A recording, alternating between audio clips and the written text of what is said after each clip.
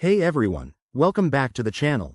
If you're diving into crypto in 2025, knowing how to move your assets securely is key.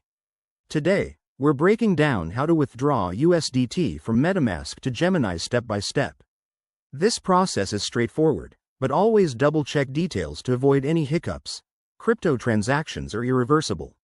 First things first, make sure you have Metamask installed and set up on your browser.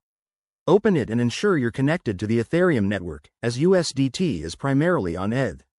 If you're not sure, switch networks in the top drop-down menu.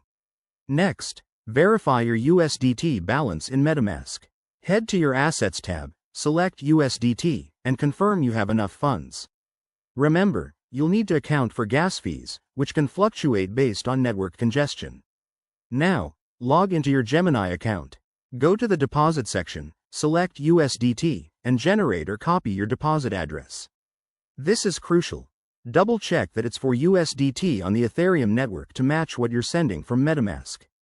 Back in Metamask, click on the USDT asset, then hit the Send button.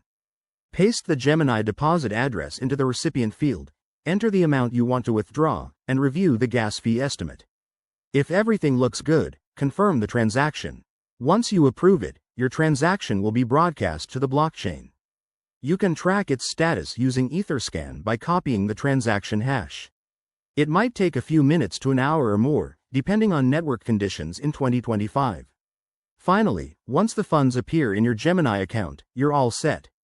Always prioritize security. Use hardware wallets for larger amounts and never share your private keys. If you run into issues, Gemini's support is usually helpful. Thanks for watching. If this tutorial helped you, give it a thumbs up, subscribe for more crypto tips, and let me know in the comments if you have any questions.